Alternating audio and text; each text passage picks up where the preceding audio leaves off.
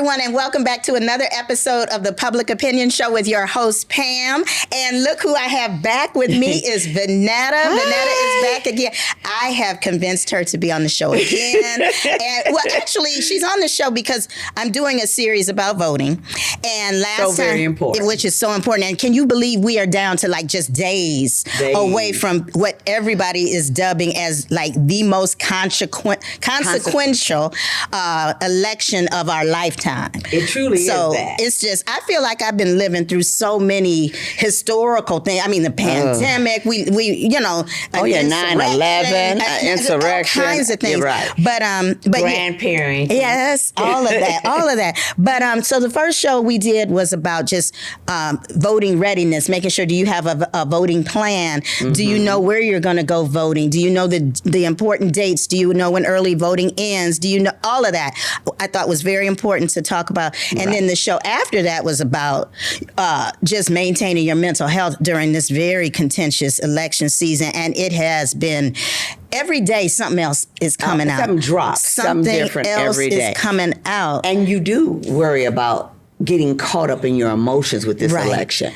Yeah. I don't know if I've ever felt more connected emotionally and fearful. And so invested. Definitely I am so invested in it. It's like I'm constantly listening to all of the news channels, everything. And I'm just like, at this point, I'm exhausted, but I'm just. And then I draw frustration with some of the things that you hear, like, how can this be acceptable? Exactly. So, that's why we had to maintain our mental health. I'm really push that show out again, like the day before. Yes, we should. And even after, because it's going to be some mess. Because my husband says he doesn't even want to be home when he wants to be out of town. Mess. I'm like, you're going to watch it wherever you go. So we're going to a watch party. Oh, you in are? Twinsburg. Okay, well, I may have to come. Will there be hors d'oeuvres and libations? All right, well, I'm it's there. A Divine Nine party. Okay, well, I'm there. But anyway, so this last show that I want to do now is going to be a two-part show. It's going to be put together at the same time, but it's two parts. And this is called What's the Issue? And I think it's important to just talk about, because throughout this whole thing, we've been talking about, but the issues are, what are his policies? What are her policies? These are the issues. And immigration and the economy, it sticks out. Also, women's reproductive rights. Yeah. So you and I will just talk about that later. But so anyway, I have a special guest this week. And we both were in a play together, and the play just ended, and I met him, and when he told me he was an attorney and did immigration, I immediately said, will you be on my show? And he was like, yes. So we're going to have him on. He is an expert in immigration. So any questions you have, you just feel free to ask him. So anyway, let's get started and meet our guest.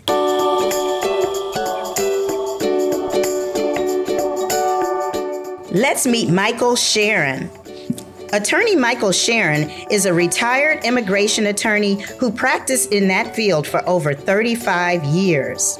He represented individuals, families, employers, foreign nationals, businesses, and public and private organizations.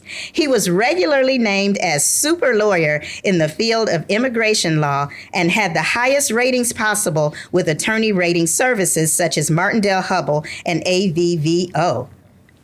In addition to authoring professional articles, he has spoken at conventions and other venues in the field.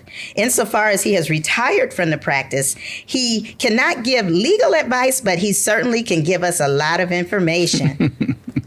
All right, so let's welcome Michael Sharon. Yes, thank you very much, Pam. Oh, thank you so much, Michael, for agreeing to come. Like I said before, the first time when I first asked you, you were like, yeah, just let me know.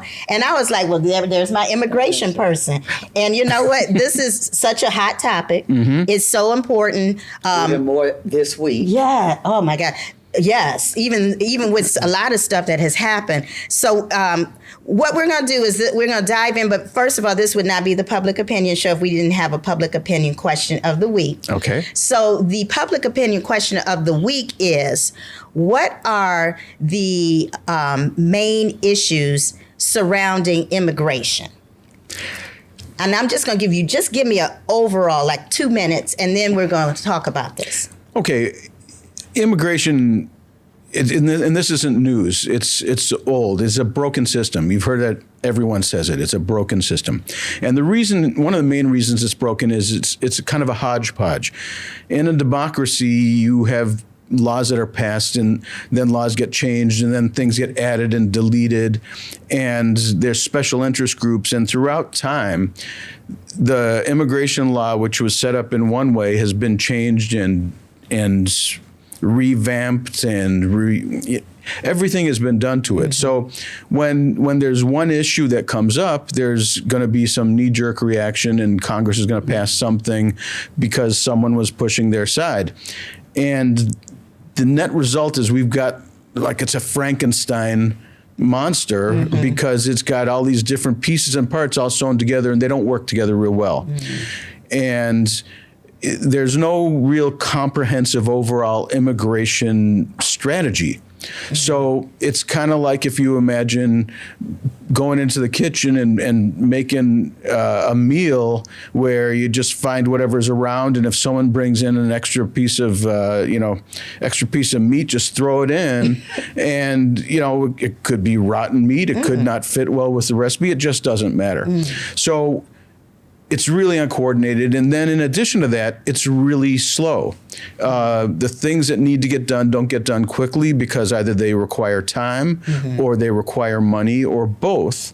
And we don't have a lot of that when we're trying to deal with people's lives, because that's what immigration's all about. It's all about people's lives. So what is the issue, though, particularly surrounding our border? Because people come from all over. Right. And so that's what my question is. Well, what about people who come from other countries? What is that not a problem for where they come in at? So just speak to particularly the Mexican border. Sure. And what actually was the problem? Because, that's really what they're always talking about. That's always what they're speaking immigrants, on. Mexican immigrants. And now they are labeling them as these god-awful people, when I know the majority of them probably just want a better life like anybody else. Persecution, a better life, opportunity. Right. And the same is true now with the Haitian immigrants. Yeah, whoever, I guess, they decide is a bad person. But what particularly is the issue with our border? Yeah, it's not like this is news. I mean, this has been happening. People have been coming across the land border between U.S. and Mexico for years. And like you were saying, Vanetta, it's largely for either people are fearing persecution from wherever they're coming from, usually further south. And it's people looking for economic advantage. And these are people who are in a lot of ways being sucked up by American business, because there's a need for people to do jobs that Americans aren't going to do. Yes. I mean, it's desirable. Our kids are not going to be jumping up and saying, "Oh yeah, I want to mow your lawn." Okay. Or pick fruit. Or pick and all fruits. Of that? And so, to a large extent, the people who are coming across the border from the South are largely coming because they know there are jobs here that they can do, and they can make more than they would make in Mexico or Guatemala or Honduras, and they actually send money back, and a lot of them would love to go back home when it's not the growing season or things like that, but a lot of them know that if they leave, they won't be able to get back in. And there are visas for this, but the visas are expensive and time consuming to get, and there's not enough visas available for this particular situation. So there's a demand, and it's illegal for American employers to hire people who don't have authorization, but we all know that doesn't So what you're saying is there's a certain amount of visas available for people to come in initially? And so is that what the problem is? We are at the limit of visas that can be given? That's part of the problem. And the other part of the problem is that it's expensive and time consuming to actually apply for them. Now, if the system were improved, if there was a comprehensive system to say, okay, business needs X number of farm workers and it's a realistic amount, then they could make the system a lot more efficient. They could screen the people coming more easily, and then they could have an orderly and safe workforce coming across the border. And that would work for American business, and it would work for the people. They wouldn't all be, having to go through very dangerous and arduous efforts to come in. And then the more important, more more concerning at this time is people coming in who are afraid to go back home. Everything from being afraid of narcos in Mexico to running from Venezuela, where the government is insane. Right. And when they come to the port of entry, they have to apply for asylum. And when you apply for asylum, you'd think that, okay, I can go, I can make my case, say why I'm afraid to go home, and they can say yes or no. And I either yes, you go in, no, you go back. But the problem is, in order to get a hearing on that, you have to wait sometimes years. Oh, my. So what are you going to do when you're waiting for a hearing for 2 years because there's not enough immigration judges? That's what has caused the illegal aspect of the immigration. Of the people already, they know there's going to be a lot of red tape, a lot of paperwork, and so they're just looking for an easier way to get into the country. And so where is this whole concept coming from that they are like rapists and murderers? And because I keep saying to myself, and I've told you that often, I said, like, people have nothing better to do with their whole life than to try to come to this country just so that they can rape and murder somebody. I mean, here's what I will say. There are some bad people who come in, for sure, but it's all because the system is flawed. As he said, we'd be able to keep the bad people out if we had a system that allowed good people in. Or more visas. You know, maybe they need more people working down there at the border, processing. Well, that's a huge part of the problem. And that would be good jobs for people. They could be hiring a whole lot more people. Her mom used to work. Yeah, my mother was an adjudication officer. She ran the whole department federal for the government for years. And I've heard. Was she with immigration? She was immigration. In Cleveland? No, in Michigan. She was at the border of Canada. Right. I used to work with those people all the time. They are great. They're hard workers. They're just not enough. It's not enough. They need 2,000 immigration judges to cover the number of people who are applying for asylum. That's what I'm saying. Why not just hire more people to do all of the processing? Wouldn't that at least help speed up? Because I'm sure that the word has gotten to a lot of the immigrants that, hey, you can't get in this way. It's too hard. We're going to just get in whatever way we can fit in, you know. And even being told that, should let people know that, you know, people are just trying to come here for a better way of life. But we've created an industry by doing this. People who bring traffic people over to the country. It's a whole industry. The coyotes. And there'd be people who would take advantage of folks. You know, some probably might be legitimate, illegal immigrators, but you know, a huge part of the problem is something, you know, people were saying, oh, Kamala Harris was tasked with this problem to clear everything up. But she wasn't just in charge of the border. She was in charge of trying to address the problems. And that's what I thought, because they wanted to call her the border czar. And my understanding always was one of the things that she was tasked with doing is figuring out what the problem was and why the people were coming over, you know, what can be going on in Mexico, maybe to let people stay there, you know, and figure out exactly why they're coming. But they turned it into, she needs to be, like, she's going to be at the border every day. You know, it makes no sense. Well, and so many people think that there is this great wall that they talk about. And that's, you know, that's the thing, you know, Trump said he was going to have this wall built and that he was going to make Mexico pay, and that hasn't been done. So that's another thing. What are the policies that you see that both the candidates have been saying? I don't even know if I really know what I know, but if you can, can you articulate it for it? First of all, one of the things that Kamala Harris was doing was she was going down to, they call them the triangle countries. It's Guatemala and Honduras, some of the countries further south of Mexico, because what will happen is people will hear, okay, you can come to the United States and make some money and you'll make much more than you made there. And these are people who want to work. They're not a huge lineup. They're not dumping their prisons on us. And so what happens is she went down there to try to see, okay, what can we do for those economies? Because those are so if you make their living conditions better in their home country, they don't want to leave. No. Their family, they grew up, everyone they know and love is down there. Right. So they would rather stay there if they have jobs. And there are companies like Gap and Nespresso, companies like that are actually making jobs for people in those countries. So they'll have a reason to stay. Right. So that's one of the issues. But then part of the problem is that people always look to like someone to blame and someone to make the other, someone to lump fear on, and this has been happening since the all time. Some folks are saying, "Oh, it's just like World War II." It's not. It's like all of human history. People are always pointing the. Yes. Everyone wants to stand on top of somebody else because then you're not on the bottom. Okay, that's so true. That is absolutely true. I think that's is human. I don't know if it's I guess it's just like a human innate. I'm gonna tell you, to want to have power over something. You feel the need in the play Wicked, which is my favorite play. I remember. Elphaba says to the wizard, "Why did you make the monkeys bad?" And his response was, "You always need an enemy." Yeah, you do. Yeah, and I think that's what it is, and a fear factor. I think if you can if he found a way to play on people's fears, and to make them believe that he's the only person who can solve anything. When I'm like.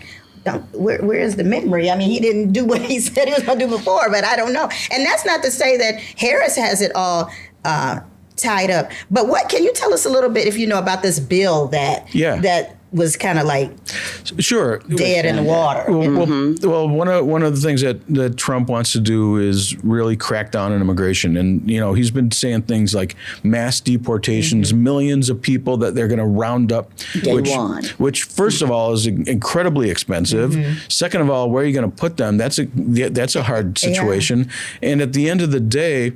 You're going to have the countries agree to take them back. Yeah, correct. And that's. And then what are you going to do? Keep them in a jail? Well, no, it'll be like a concentration camp. And then that's awful. And that's where you saw those children separating the babies. So what happened is the Democrats decided that some of what you are saying might make some sense, and some of it's reflecting what the people want. So we will get together a bipartisan bill introduced in the Senate, and we'll put it up, and Biden would sign it if it gets there. But Mr. Trump decided that he did not want that to go through because that would take away from his take some arrows out of his quiver, and he would not be able to say they're doing nothing because something might have been done. So that was kind of a political situation, and it seems like he was putting his own interests ahead of our country's interests. It's a good idea. It's a good idea. I don't care what side. If you're a Republican and you recommend it, it's still a good idea. Right. So I think that was part of the problem. There's other things too. I mean, like you're talking about hating people and making people afraid. Back when Trump was the president, he had what they called the Muslim ban, where they would say, even if you've got a legal visa, you've gone through the procedure, you need to work in the United States, the company needs to hire you, whatever. If you're from certain countries that are predominantly Muslim, he's gonna shut the door on you, and it doesn't matter why. Just you're from one of these countries, and he's talking about bringing that back, and he's talking about things like something called birthright citizenship, where if a person is born in the United States in our borders. Throughout our history, you've been an American. You've been a citizen. And he's gonna say that's gone. He wants to eliminate that because he wants to make it so that you have to be children of Americans in order to be an American, which, if that's what our country was going to do in the beginning, we would have done that in the beginning. Yeah. Right. He doesn't like those anchor babies, and he doesn't like dreamers. Right. And the dreamers, these are poor kids whose parents brought them over, and they grew up here. A lot of them don't even know their home country's language, and a lot of them are doing really good things, firefighters, nurses, doctors, IT people, and these are bright kids, a lot of them. And a lot of kids, they're in their 20s and even 30s, and they're saying, you might have grown up here for 30 years of your life, but your parents brought you here. You had no say in the thing. So it's like, no, you just got to go. It's right. I mean, that's the thing. What I look at all the time is humanity, and because I'm just such a believer in treating people with kindness, and you have to look beyond, to me, citizenship. And look at humanity. And first, and so I think every law, everything that you do should be with a humanistic thought in mind. Like, what is the least restrictive thing that can be done? Yes, we want people to come here legally, but what are we doing that has been preventing them from coming in legally? Because I'm sure, like we said, if there were enough border agents, if there were enough judges or whatever, people processing, then the process would be a little faster. So we have to look at it also like, what have we done that has made this process so untenable? And so, so I think you have to look at both ways. Yeah, and talk to the Mexican government also. And are there things that could be done that would not make people want to come so much in mass here? So it's part of talking, and that's what I think you have to do as a true leader. You have to be able to have conversations with heads of other countries. You have to be able to be open to both sides. I think that's the best way. That's the best way to come up with the best answer. If you have a group of people who believe a certain way or this policy, and then if you have another person, another group of people, it seems just common sense would say, where are we going to meet in the middle? Otherwise we're just going to be fighting against each other. And it makes no sense. And I don't know how people got to be grown and have positions of power and don't just understand that. It's like when you're growing up, did your parents not teach you just common courtesy and decency? And we got people talking about people all kinds of ways. And what we're finding as acceptable, we're just lowering the bar each time. The bar is so low now. If I was a politician, I would never want to be president, because as far as I'm concerned, that position has been tarnished and sullied. And until somebody goes in there with some serious wash rags and bleach and stuff, I'll be like, I'm good. Because, even though we've been there for 4 years, it's like, it's probably like walking, in the muddy. And then, so at any rate. But the thing on it too, but where we don't have any respect is we call in behaviors macho and appealing to the bro mentality and locker sick. Room talk, and I'm like, but bullying is bullying as an adult. You as teach a child. your children not to be bullied, and other countries don't accept it. What we must look like to other countries. Oh, it's embarrassing. You go to a place like Europe, and they might say, "Oh, you're an American," and then they might say, "Well, you don't seem like you're crazy." I had it this summer. I was in Europe. They're like, "What's going on in your country?" And my cousin was in China for the whole 4 years of craze, and she said the people were just actually laughing. They thought it was hysterical. And it's sad, because really to me, the United States should be just what it says, united. And this is the whole reason we're here. Everybody should be able to come from all over, and it makes it so much interesting. Like, I like talking to you. I like learning about your background, and, like your ancestry is what?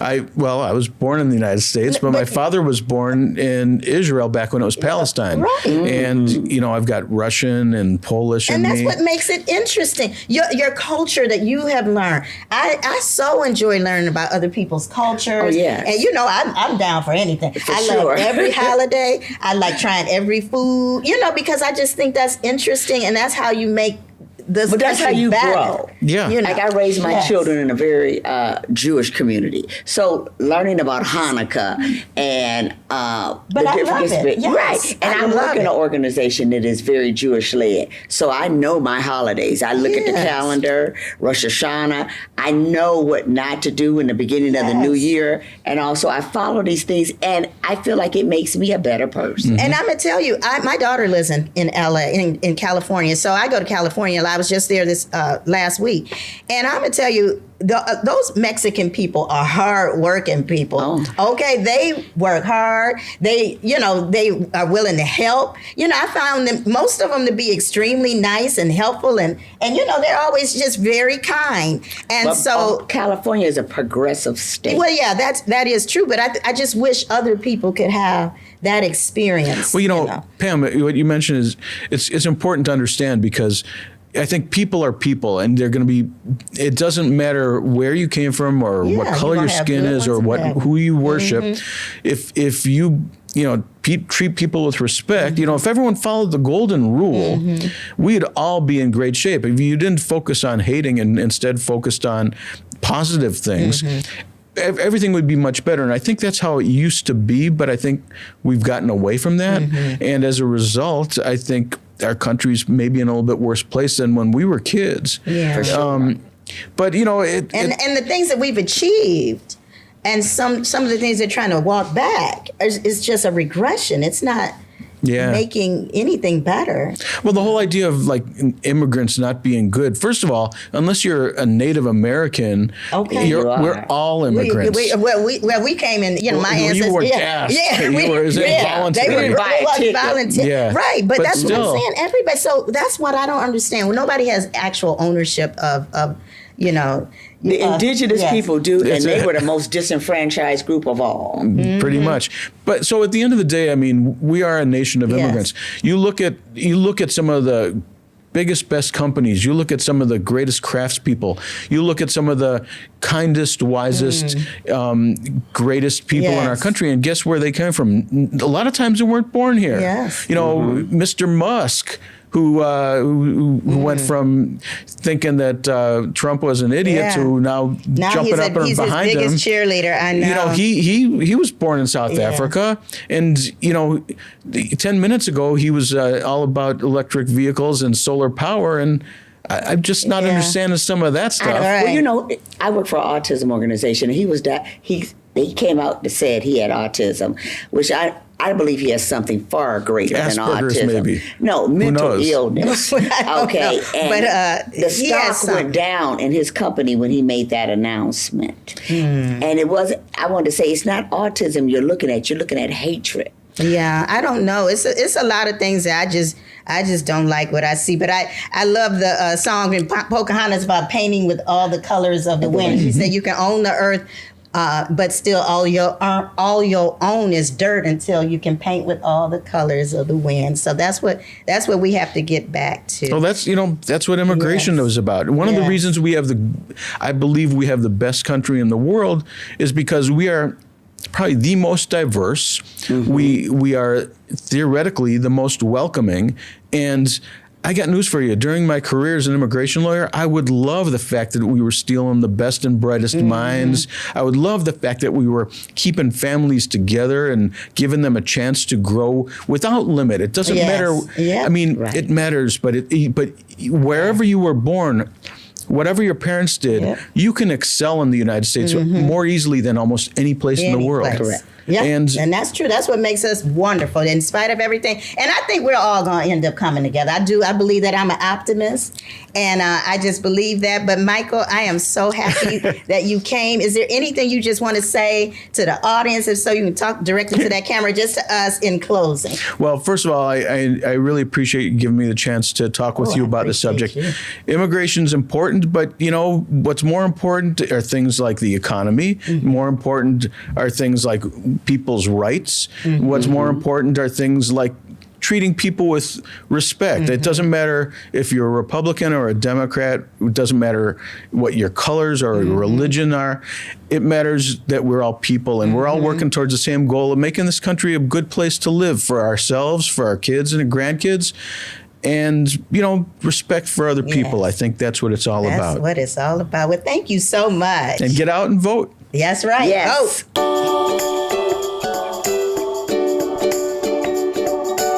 Vanetta, I so enjoyed Mike. Oh my goodness. He was wonderful and so comfortable. He was comfortable, and I loved his whole demeanor. Yes.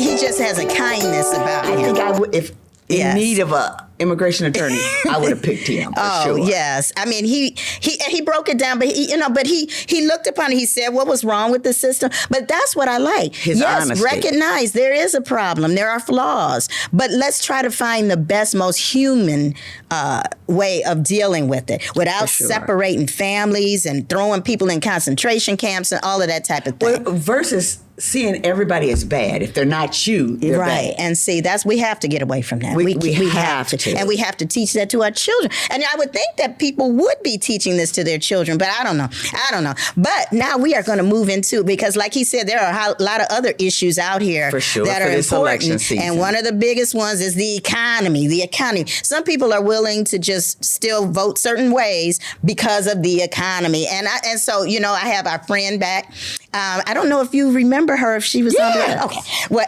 I have my friend, and I call upon her for all things economics. Okay. And Well, finance. she is a teacher of She's it, a teacher. She's so we're gonna meet our next guest and bring her on, and we're gonna have a discussion about the economy. So let's meet our next guest.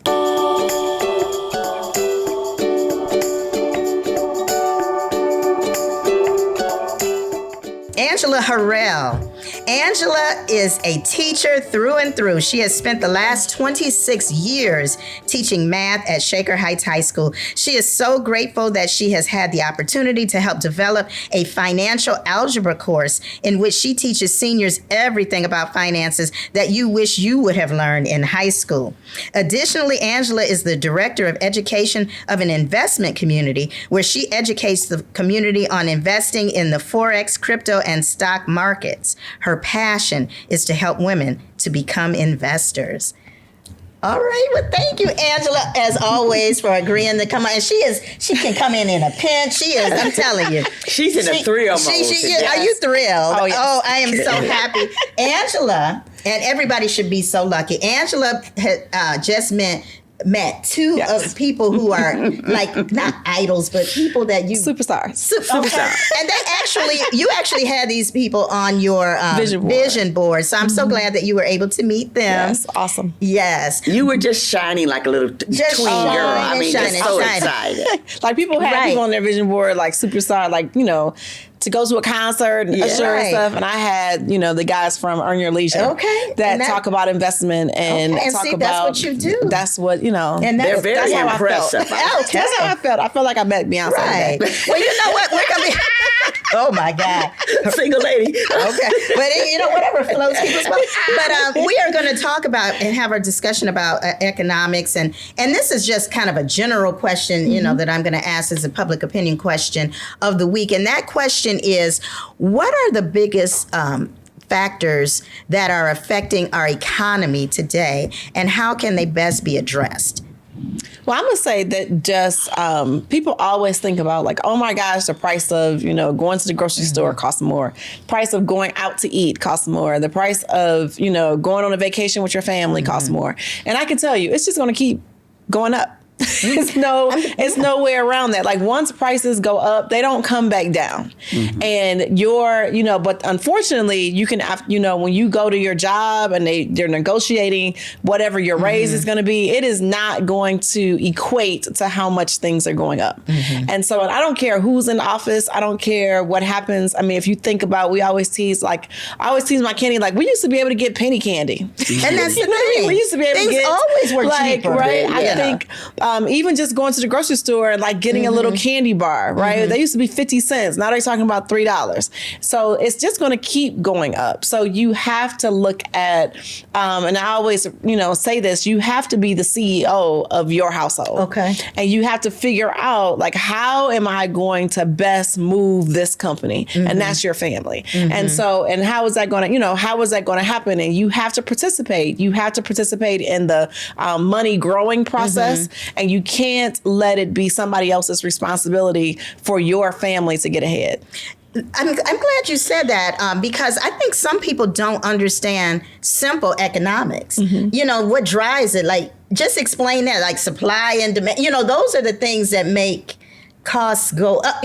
So it's not, can you speak a little bit to that? Because a lot of people seem to think that if one person gets in, this one particular person, that all of a sudden, all of the economic issues are going to be resolved. And so no. I think people just need that simple education about economics. It's not. And I used to think it was just price, supply and demand. It is not now. It's a greed. Yeah, so you can have companies that are making money. You think about our healthcare, you think about prescription drugs, that it doesn't mean that other countries are actually getting it at a lower price. Where here, the way that we do different things, it is about the capitalism. And so it's about that company making the most profit that they can possibly make. And so as we are buying stuff and as you go to the store and you're still buying it and they keep going going up, and it's like, well, I have to have this. Well, they're like, well, I got them.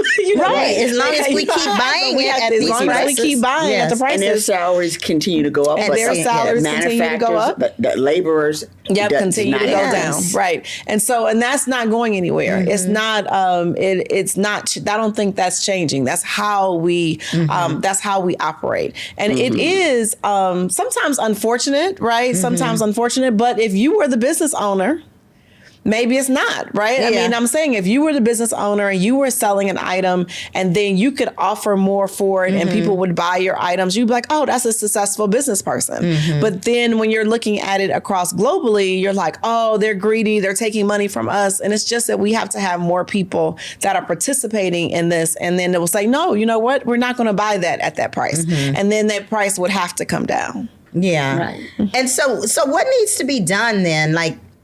Like you said, it's a lot of greed going on, a lot of corporate greed. And I know some of the policies that have been laid out, I think by Harris, is about taxing those, corporations more, if they're making more, which to me makes common sense. And then, but other people, I think, who are just so caught up in this mindset are fearful, and they're like, well, that means all the prices are going to go up and whatever. But the fact of the matter is, something has to be done. People cannot just continue to make this money and not pay a fair share of tax or more, taxes, and perhaps pay your workers more. It's, to me, in order for people to be able to pay for things, they have to make, more money. And I see these corporate presidents and stuff making so much money, and then their workers, a lot of people don't even want to give them like a living wage.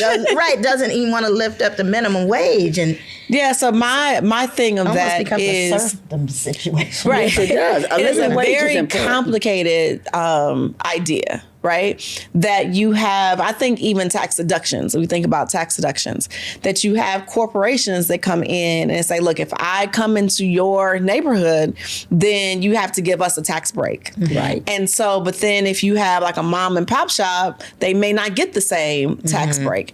But that corporation is like, well, we're going to bring all of these, jobs to your area. So it's like, in order for us to come here, then, these are the things that we're demanding. So, and that's really, that seems like a great thing. Because like, okay, yes, let's give them a break so they can buy the land and they can, build it up. And then you'll have more people who will be working and more jobs that'll be available. But like you said, but then now you're not necessarily passing that on to the workers. So if I'm just talking to the everyday person, I'm like, you have to have a business of your own. In order to participate in this United States, which the United States is a corporation, that you should have a business. And so those are the people who are really left behind if you're not participating in that. So you have to, and I share that with my students. I share that with everyone I talk to. And of course, you're going to have people who don't do it and like, well, can I just go to my 9 to 5 and that'd be fine? You can be. I mean, if that's what you want, but you're not participating in this corporation, which is called the United States. And so you have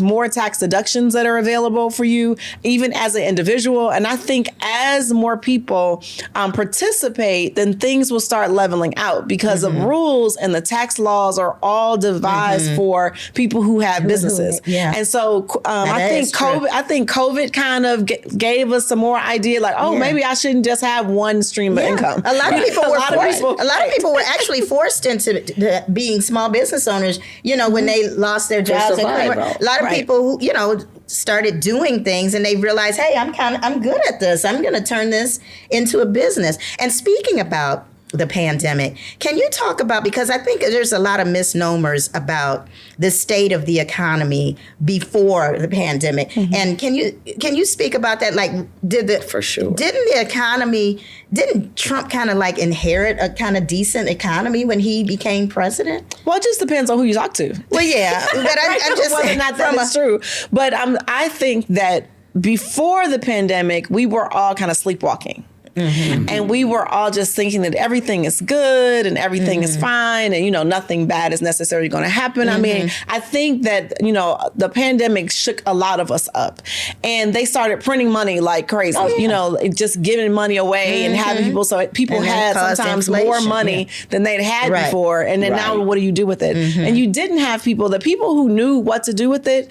The pandemic created more millionaires than we have ever had in a decade. right? And so why is that? Because some people who knew what to do with the money, they took advantage of it and they became millionaires. Even the stock market during that time, people were home, they were learning how to, invest. Robinhood took off. Everybody was talking about Robinhood. Everybody was talking about crypto, right? Nobody before the pandemic was really into crypto, but now all of a sudden you heard, Dogecoin and all of those things. And so I said, people who took advantage of that time will look at that time as being like, wow, that was a great time. But then those who didn't have the financial wherewithal, right, may be in a worse state than where they are now. And so, yes, the economy was good, but I think that we were kind of sleepwalking before the pandemic, and the pandemic just kind of shook everybody up. And those who had the knowledge and education were ended up on a better side than those who didn't. And then when the new administration came in, they were dealing with all of the after effects of the pandemic and everything that was going on. And people were just trying to get their bearings together and all of that. So I just think it's important for people to think of it. It's not like everything was all so wonderful. But I also think what you're saying is part of how we got to the new president and things is because we were sleepwalking. We had 8 years and we chose to just be apathetic during how we address things. And really, quite speaking from my side of it, I had no belief that this could possibly happen, that a TV personality would become the president of the free world. I just did not see it.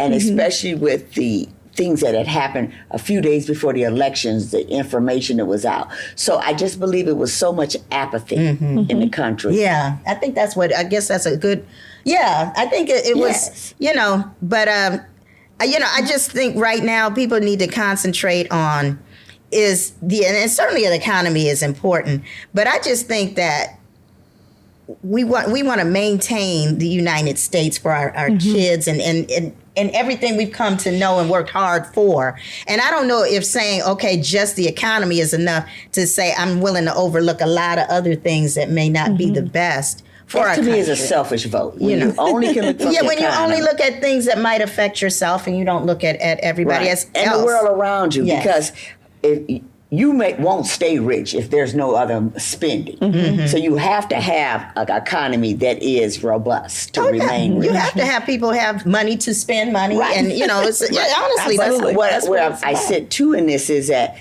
my granddaughter will have less rights than I have. And that makes no sense. I had more rights than my mother. And then how does it go back? Right. You always want to have more. Right. Well, I mean, if you think about, I don't know if you've heard this, but it was saying that the generation that we have now, that this is the first generation that may not outdo their parents. Right.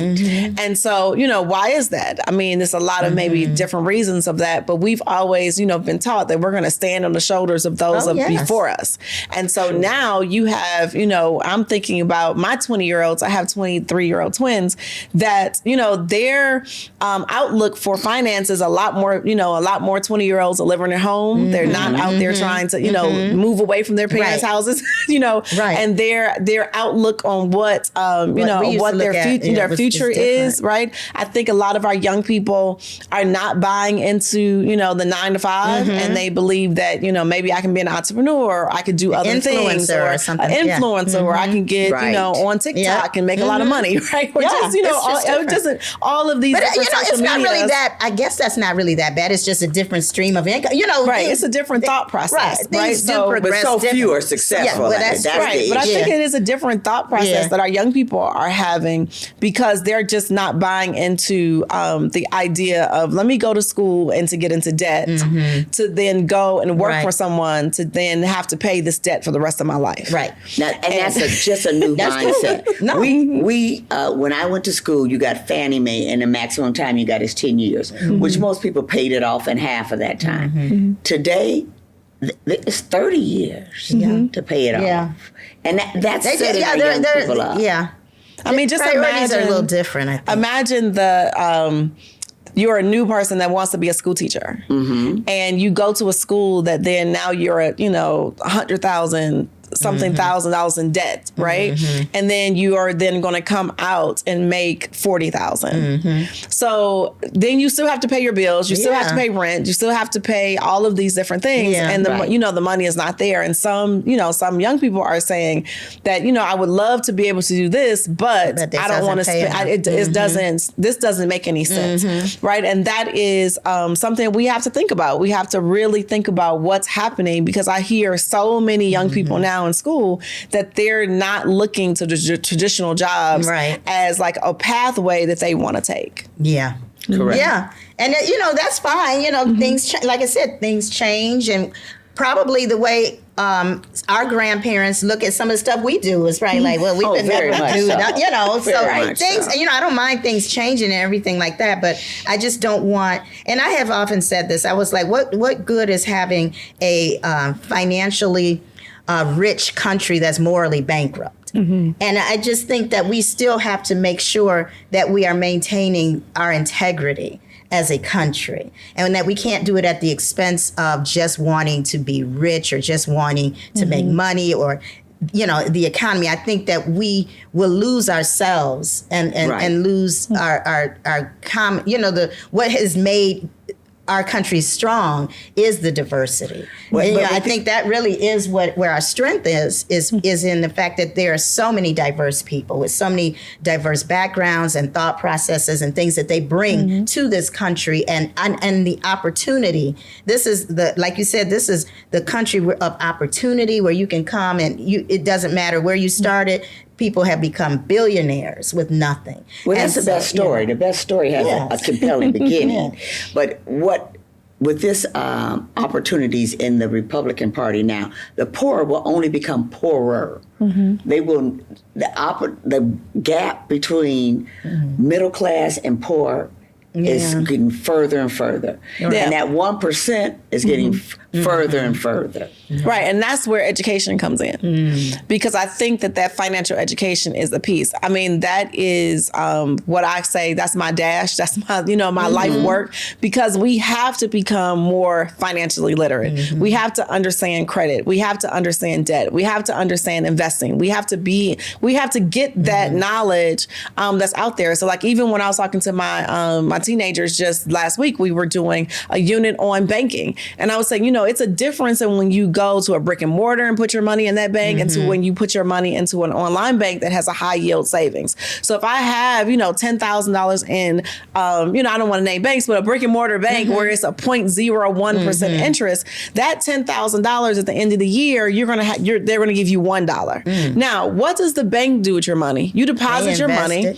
You deposit your money in the bank. They then give your money to somebody else, whether it's somebody for a personal loan or a car loan or a house, but they give your money away. And then it's like a pyramid scheme. Right. So then that's what it is. So they didn't have, the bank didn't have the money to give. They had the money because you gave it to them. And then what happens is that you have to have the people pay the loan back on a high interest, like you were saying. So then they're going to put a 30%, interest on something, and then hopefully that person pays it back. So when they pay it back, when you go get your $100 off the bank, they're like, oh yeah, such and such put your $100 back in the bank yesterday. Let's give it to you now. Right? I mean, it sounds crazy, but that's really how a bank works. That's why in 2008, we almost had to collapse because you didn't have people putting money into the bank, but then you also had people that weren't paying their mortgages, and then you didn't have the money there to give it back to them. Right? So we almost had a bank collapse. Well, we had bank collapse in Silicon Valley. Just recently in Pennsylvania in March, we had a bank that closed for the exact same reason. Right? So, but take that same $10,000, put it in a high yield account, and now you may be getting 5% on your money. So now instead of $1, that bank is giving you what? $500. So understand that $500 can then do what, right? You can invest that money. You can, you can do something else with that money as well. But just that knowledge of what to do and how to do, having, insurance, making sure you have life insurance, making sure that you understand, a term insurance versus a whole life and which one is best, best for your family. Those financial things are what's going to, really be the piece, right? We have to have more literacy and get that information that we're not taught. We're not purposely taught those things. I know. Right? It's by design. It's not. I always tell people the 1% have no interest in the masses really understanding money. Yeah. Because we keep them being in the 1%. And that's why it should be taught from the time you're in, to me, kindergarten. My grandson, he has a little book about finances. But, just like you teach them anything else from the time they're young, you keep building upon that. You keep doing reading, but it's appropriate for the age level. So you can teach finances and the importance of investments and stuff, but just make it so that a child of 6 years old can understand it, or 7, 8, and continue to make that be part of the curriculum.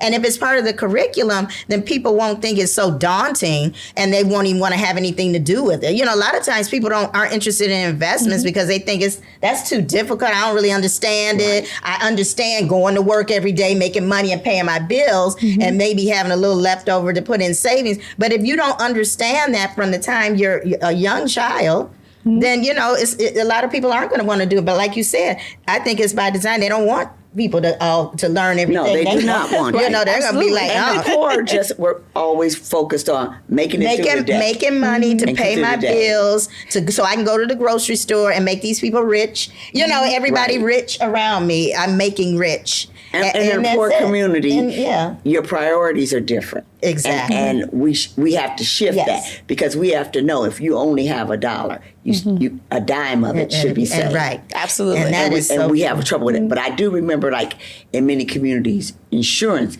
took people out of situations.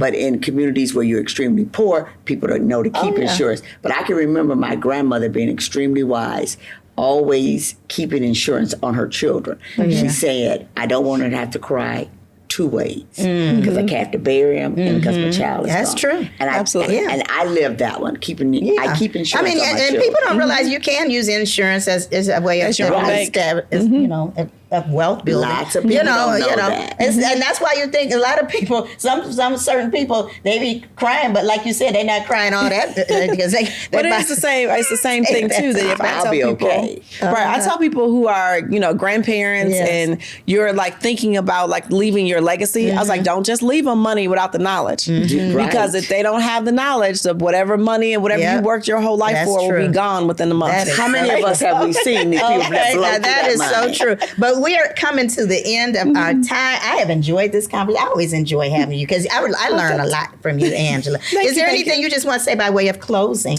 Yeah, so I am, please look me up. Angela Winnett is all my handles for IG and for different things, because I am going to have some classes that are be coming up. And so one of the things talking about budgeting. So I don't care if you make $2,000 to $200,000, your budget is your budget, right? And you have to go through and get the personal habits down to how do you make sure that you're living on a budget. So that class is coming up, a class about taxes and deductions.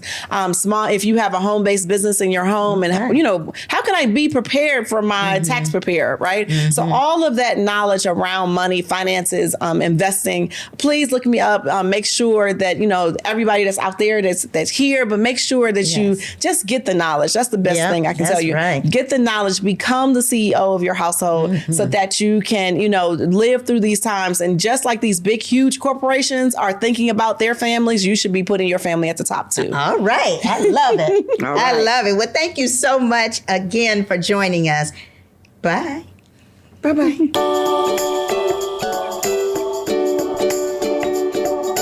I enjoyed her as well. She's always I'm gonna tell you, we wonderful. had 2 dynamic people that were talking about issues. What's the issue? The issue is immigration, economy, also about women's reproductive rights. I didn't have somebody on to talk about that, but everybody understands. This is so important. We have to make sure that we preserve that. And like you said, how are our granddaughters going to have less rights than we had? But than we had. I heard Michelle Obama on TV, and she said something very poignant. She said, you live in a household of men, and they may not agree with you, but when you go into the voting booth, you're by yourself. Okay. And that's what they say. You don't have to worry because nobody is going to see what you do. And to me, that's so important because it's not so much just abortion rights and women's reproductive health, because it goes to all types of rights to privacy. Everything that is under the umbrella of like substantive due process and all of that. Like, what is going to be next? Are they going to repeal same-sex marriages? Are they going to go interracial? I mean, what else? What's going to be next? Right. Because if you're going to overturn this that we thought was set in stone, what's going to be the next move? So that's why it's so important. It's not even about whether we can have babies anymore. Even if you're a woman and can't have children, you still should be concerned about still my other right. people. Right. And so if people are going to say, well, you're kind of old. What about men? Men ain't never had babies. So Okay, I don't even understand that argument. Why it's are so you crazy. talking It's so about crazy. It? But it's going to start talking about birth control. We're going to go. This is a slippery slope. It is such a slippery slope. But anyway, I just wanted to touch on those issues. And Vanetta, thank you so much again. You all make sure you get out and vote. Okay, it's important. If you enjoy watching the show, continue to follow us on YouTube as well as Facebook. And if you cannot watch the show, listen on the go wherever you get your podcast. Continue to like and subscribe to our show, and we'll see you next time. Bye-bye. Bye-bye.